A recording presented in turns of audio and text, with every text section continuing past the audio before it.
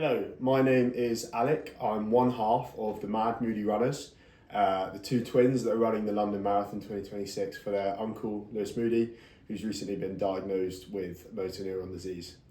This is a series I'm going to call MND, in their words, and I've got the lovely Carolyn here with me. If you'd like to just introduce yourself. Yeah, I'm Carolyn and my dad is suffering with MND. He got diagnosed in 2020 and we're going to talk about his journey. Perfect. Well, his journey and also your journey as well, Yeah. the journey of your mother. My first question to you was, tell us a little bit about your family life before the MND diagnosis. Yeah, so our family, very sadly, we had another traumatic event in the family about 37 years ago. My dad, well actually my whole family, so it was my dad, my mum, my gran and my brother were involved in a terrible car accident. And my dad actually lost his leg above knee, amputee now. Yeah. So we've already had like one major traumatic event happen. So I think we weren't expecting anything else, in our family to happen. And when my dad got diagnosed with MND, it was just like, we just couldn't believe it. It was very frightening and very scary. Up until that point, my dad had been very positive. He's a really positive person. So when he lost his leg, nothing stopped him. He was still up and down ladders, he was skiing, he was kayaking, literally was doing everything. Yeah. Didn't want it to hold him back at all. So then when this happened, it was like bang, something, we just couldn't believe it. There's another thing to think about and get your head around. And what did MND mean to you then? Did you know anything about motor neuron disease? The only thing I knew about motor neuron disease, obviously, probably like everyone else, Stephen Hawkins. Right. His story. I've read his book, watched the documentaries, so I did know a little bit about MND, but was never expecting it to come knocking at our door. Right. And what were the first signs and symptoms that you remember noticing, or your father remembers noticing? So the first thing I noticed, because I call my parents every day, the first thing I noticed was when my dad was on the telephone, I noticed initially it was like a slight slurring. Okay. And I said to my mum, but I knew my dad doesn't drink, so they don't drink alcohol, my parents. So I knew he wasn't drunk, it wasn't alcohol, it was just a very slight slurring. Yeah. And I kept saying to mum, Dad's speech isn't right, something's not correct. Doesn't sound like him. Yeah. She goes, no, it's fine. He'd actually fallen over and he'd lost his front tooth. So I know it sounds silly, but my mum said, maybe it's because he's lost his tooth and he's waiting to go for the dentist. I said, well, I don't think a tooth would cause slurring. Yeah. But you sort of go along with, my mum making it, obviously she was in denial as well. And then my sons were calling and they were saying, Nanny, Granddad's slurring, it sounds like he's slurring. Right, okay. And she goes, no, it's just the medication that he's on. So it's like my mum was in a bit of a denial. This kept going on, and anyway, I was the one in the family that kept on and on and on for him to go and get seen. But then it was lockdown, March 2020, and so nothing was really happening. So the speech was getting worse, and what happened, because my dad is an above knee amputee and he lost it in a traumatic. His mobility was already. Yeah, but he actually gets a really bad pain called phantom pain. Okay. So this happens about once a year, this phantom pain, and there's nothing, it's really, really terrible.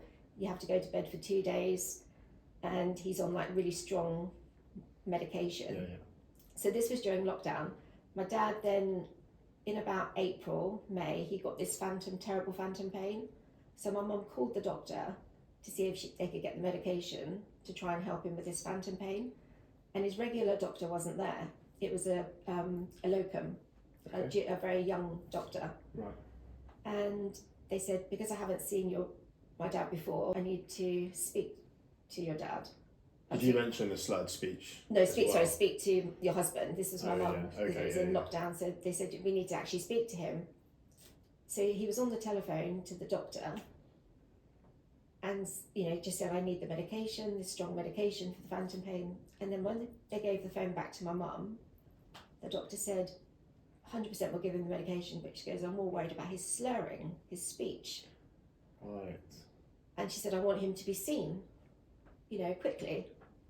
For a number of tests in the hospital, right? So she goes, I know it's the phantom pain's terrible, but see that it took that for my mum to then realise that it wasn't just what we'd been saying. Somebody else had actually noticed the slurring, so bad that he needed to go for tests, and that's when it all snowballed, and that's when he went for the tests to hospital. And then in lockdown. During lockdown, the worst thing was he was in hospital for about 2 weeks. Yeah. Having all of the tests, and no one was allowed to be there with him. That's because we weren't allowed to be in hospital. And he got the diagnosis on his own. And in fact, so he was told about the diagnosis alone, and then did they speak to you, or did he then? No, he obviously told my mum, and then, but to be honest, I had already been Googling, as you do, you can't help yourself. No. I was Googling the symptoms, so I was pretty much prepared. I sort of had it. Yeah, I did. I actually thought it might be that. And tell me, when you did find out about that diagnosis, do you remember anything specifically about how you felt in that moment, how you found out about it? Yeah. Was your mum telling you or your dad? Yeah, obviously it's my mum, them calling us, but we couldn't go and visit them because it was locked down. So it was pretty scary, like having it during lockdown as well, because, no one could go and visit. We just had this awful diagnosis and just feeling angry, frightened. Why on earth has he got this now? He's already lost his leg. Is that not enough? You go through all these different emotions. Yeah. It almost happens instantaneously, doesn't it? You can't help yourself. Yeah. It's just natural feelings. Has your dad ever spoken about that immediate moment when he got diagnosed in the hospital? No. No, he's sort of, I think he got the diagnosis and he's almost put it to the back of his head. He doesn't want to keep talking about the MND. He doesn't want that to define him because he just wants to carry on as he is. When he lost his leg in the car crash, it wasn't his fault, it was no fault, it was another person that caused the accident. Even then, he was very, very positive. So I think that positivity that he's got has gone, for the MND, it's given him, I think being positive is the main thing. And he doesn't really want to dwell on the fact he has got MND. He wants to just carry on as much as he can normally with his life. He does a lot of charity work. He works, he doesn't work, he actually helps out on a steam railway near where they live.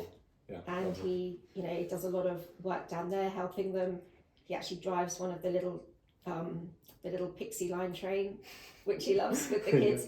I think the saddest thing for him is because he loved the trains and he loved helping out. So when he drives that it's just like a little electric train. When he drives that now, he can't engage with the children and the parents. I think he finds that really difficult. Okay. Because before he would be talking to the children, telling them when they're going through the forest, look out for this, and now he can't do that. Can't share his joy. He can't because he can't communicate with them. I guess that leads on quite nicely to my next question, which is what does life look like with MND or around MND for you and your family? Yeah, for us as a family, it has changed a lot because my dad, his was the bulbar onset motor neurone disease, so his was the swallowing, the speech was affected first. Yeah. So the swallowing is the worst aspect of it because the choking, like when he's eating, food can get stuck and then he has to get it up with the coughing, and that's really, really scary. I mean, I've been on the point of dialing 999 so many times my dad's literally gone blue. Yeah. And my mum says, you know, he's fine, but that's fine because she you know, it's okay. She sees it every day. Yeah. But for us and the rest of the family, it is very, very scary. And the thing is, you can't really go out to restaurants anymore because you can't because it scares other people. Yeah. So that's been difficult. My brother lives in California. It's stopped my parents going to visit them in California. Yeah. So they're coming over to England a lot. So it has. I suppose on the plane and things like that. Oh, they couldn't risk it. No, not for a 10.5-hour flight. It would be too much. Yeah. And then also other aspects of, we've discussed feeding before. Yeah. So with the MND, because my dad's was the bulbar onset, so they're obviously aware that he's going to have challenges eating. So what they do is when you get to a certain point of choking on your food, they recommend that you have the feeding tube put in. Right. So it's an operation. It goes through into your stomach, and they fit that, and then it's up to you to decide then at what point you want to start using your feeding tube. Yes. Yeah. But what I didn't realise is the feeding tube was quite so long, and I don't think anyone would really realise. Right. But it is huge. It's really, really long. So it comes out of your stomach, and then you have to curl it around, tape it up to your body, and then wear like a vest jacket thing on top. Yeah. To keep it in place. So very difficult we discussed before about going on holiday. Yeah. I mean, you can go on holiday, and he is able to go, he can go swim, you know, is able to go in a pool. Yeah. So that's positive that you can actually still, you know, go in the swimming pool. Yeah. But then are you a little bit embarrassed because you've got this underneath your t-shirt, people can see it. Yeah. And maybe people don't have the knowledge about what that is and what that means. No one would really no one would know unless you've actually, you know, lived with a motor neurone disease sufferer. I don't think anyone would realise about the feeding tube and actually how long it is and how cumbersome it is to have that on your body all the time. And my dad's had that fitted now, I think it'll be 3 years in January. And then there's that feeding aspect, and also you already alluded to the communication aspect. Yeah. Your dad, his communication has changed. Yeah, so my dad, because his was the bulbar onset motor neurone disease, his speech was affected. That was the first thing that we noticed, was the slurring speech. So over the last 5 years, his speech has got worse and worse, to the point now that you wouldn't be able to understand anything he's trying to say. Right. We can sort of second guess what he's trying to say. And he sort of has different noises for different things. So it's, you know, it is. So we do understand quite a bit of what he's saying, but even sometimes I can't understand or my mum can't understand. Okay. But the main thing I would say is the first thing they tell you when you've got motor neurone disease is to do your voice banking. So you record your voice over several days into a machine, and then it's for when you end up losing your voice, which unfortunately, sadly, most sufferers do end up losing their voice. Yeah. Again, my dad was very stubborn about this. I think, again, going back to the denial, he didn't want to probably admit that he was going to lose his voice. So I was the one keeping on and on every day. Have you done your voice banking? Have you done your voice banking? To the point that my mum and dad were getting quite annoyed with me for keeping, because mum was saying, don't keep on at him, and I was saying he really needs to do his voice banking. So he ended up doing his voice banking, but the problem was at that stage his voice was probably half of what it used to be. Right. So by the time he did his voice banking, it wasn't Dad's voice. Prior to it sounded a tiny bit like him, but it wasn't like it could have been. Okay. Because what the consultant said to my mum and dad is, as soon as you get diagnosed, do your voice banking. The people that do it straight away are glad they did it. The people that don't do it straight away wish they had done it. Right. So, but you know, like we were talking before, AI coming in now, hopefully that will make it easier for people. Shorten that process, potentially make it less of a difficult process to do. Because, like you said, the process of it at the moment is 3 days. Yeah, over a few days, doing your voice, you know, saying lots of different phrases. And he has got it on a little computer. But I spoke to my mum last night, and actually they said that they're going to try and get it onto his phone now, so he doesn't have to take around this big like computer with him. Yeah. Because you wear it around your neck at the moment. Okay. Because if you can still, he's still got use of his hands. Because I think when you looked at Rob Burrow, he was doing it with his eyes. I think he was looking at his eyes doing it. I think my dad, I think they're trying to, so he hasn't got to carry around this big tablet. I think they're looking to put it onto his phone. So technology is changing all the time. Yeah. So I think in the future it will get easier. Right. But also, I just wanted to say what people don't realise is, so with your voice, like some days my dad will wake up and nothing will come out, not even a sound. And then he gets really upset. Because you think, know. Because you don't know, you because this disease is so unpredictable, we don't know at what point the voice is going to go completely. And then he'll wake up one day and there'll be nothing. And my mum will phone me like really upset and say, Dad, there's no noise coming out. And then the next day he'll get the sound, it'll come back a little bit. Don't know, we never know. Is this going downhill fast now, and then the next day he'll get some sound again? So it's just the unpredictability of this disease. It's just horrible. That shrouds the entire disease, the unpredictability, the progress at the onset of all of these symptoms seems as though it's very, very changeable between different people. So MND, when you first hear the word MND, you think it's a terrible illness, and you've seen so many famous people, you know, have it, like Rob Burrow, Stephen Hawkins, and you just worry about the future for your loved one, thinking, is it going to be a fast decline? Is it going to be, you know, end up in a wheelchair, unable to do anything for themselves?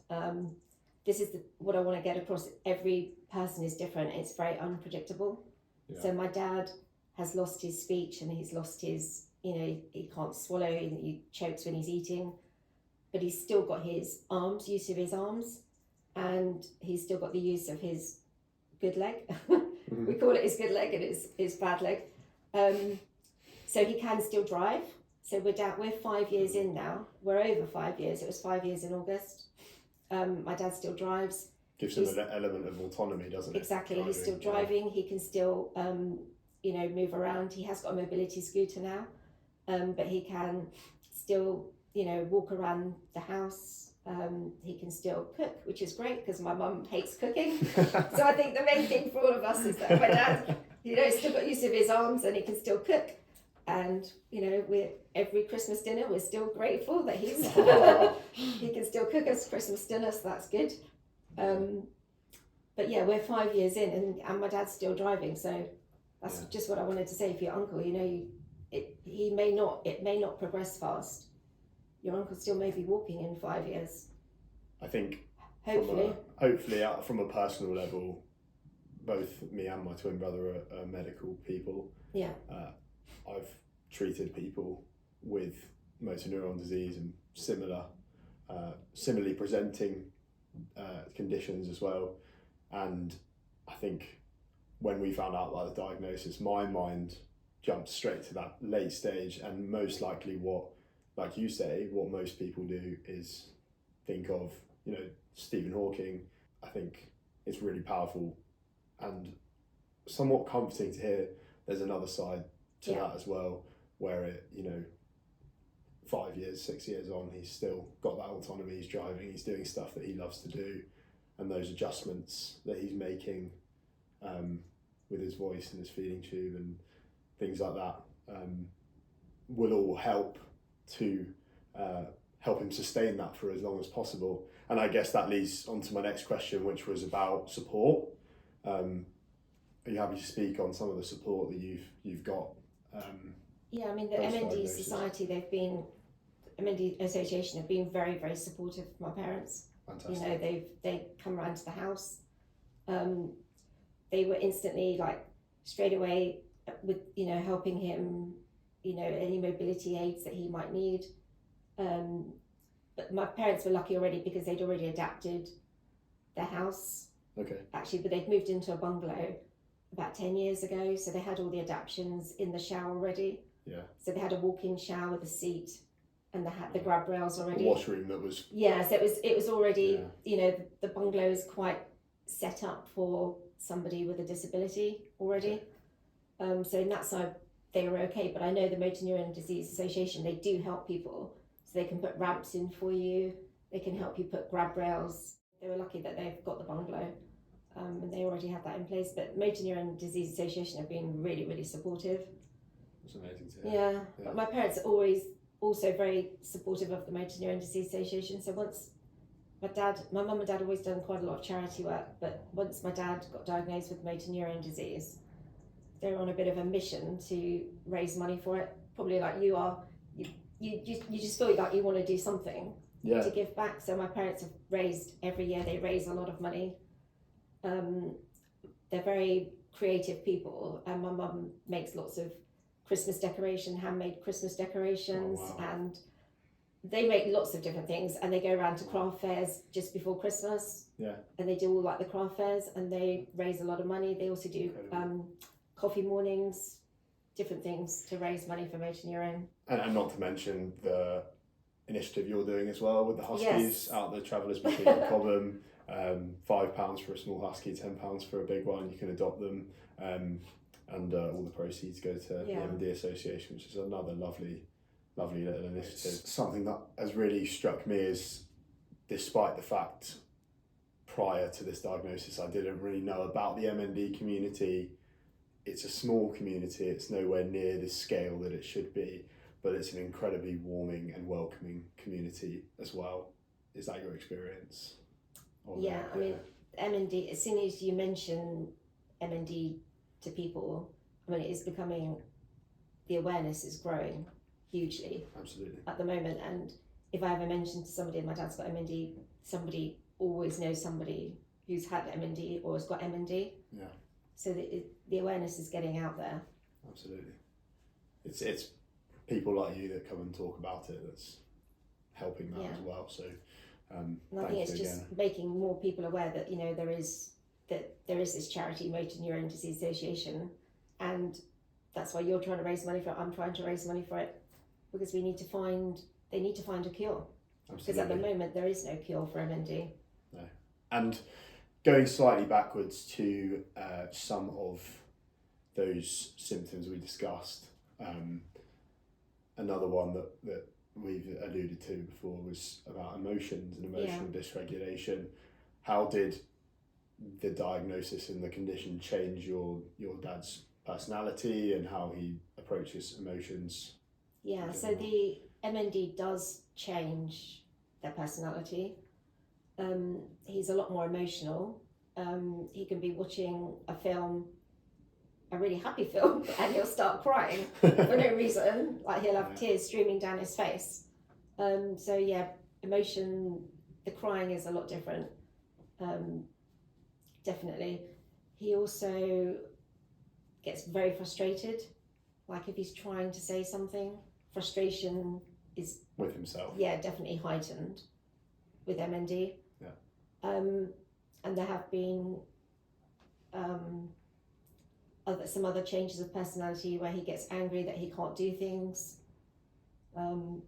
Not so much the anger, it's more the frustration, I would say, with himself, that he can't get the words out, he can't do what, you know, he wanted to do. Yeah. Is there an element of that unpredictability you alluded to before as well? Because it's like he doesn't know when he's not going to be able to do something or is going to be able to do something. My brother is terrified. I was speaking to him last night, and he's terrified that we've reached this 5-year point and we don't know at what point, if it's going to go downhill fast now, if it's just going to plateau. Like we talked about before with the speech, you know, one day my dad can wake up and no sound comes out. So is that the point where he's lost his speech? Are we at that point now? Yeah. But the unpredictability, we just don't know. This is the problem. No one can tell us. I suppose how it's gonna. I suppose it's that research that the MND Association do and all these amazing people do that will help to define these landmarks and understand why this is happening to them, so they can realise the markers and give a little bit more clarity of how it progresses, maybe. Yeah. One thing that I forgot to mention that we didn't talk about is that my dad is actually on, I can't remember what the name of the drug is, but there's only one drug that they give for MND. Okay. And my dad has been taking that for quite a number of years. Yeah. And that they said that it will prolong your lifespan with this disease. And maybe the drug is working better than we thought, because, you know, So he's still here 5.5 years later. that's incredible as well. Yeah. It's incredible. He's such an inspiring character. Everything you said about him, how he leads his life now, how he did after the diagnosis, and even after that traumatic car crash previously, you know, such an amazing character. Yeah. Amazing. And is there anything that you feel that almost society could approach MND differently with, or? I think it's just the awareness that we all need to get out, because people still don't know enough about MND, and I think the more that you, me, everyone else can help raise the awareness, that's the only way we're going to get this out there and get more money raised, and they can, you know, do more and more research to find a cure or to develop new drugs that can help delay the symptoms progressing. Absolutely. That's what we need. Absolutely. And then, is there anything that a message that you feel you want your story to convey or get across in summary? I think the main thing for me is just anybody that's facing a new diagnosis, just keep positive. It's not just an early death sentence. There are people that are going many years post diagnosis. My dad's living proof of that. You know, we're 5 and a bit years down. So, and he's still driving. He's still doing his normal daily act. You know, he's just doing whatever he was normally doing. It's just he can't speak properly and he can't eat properly. Yeah. So there is hope. You know, not everybody progresses very quickly. Absolutely. Carolyn, thank you so much for coming in and talking about all of this. It's really amazing of you.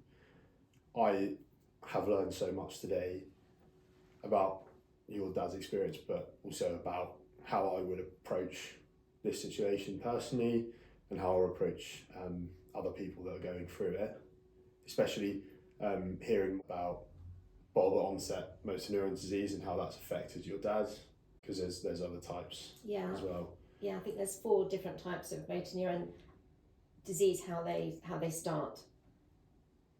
But ultimately, I think they all end up at the same end point, sadly.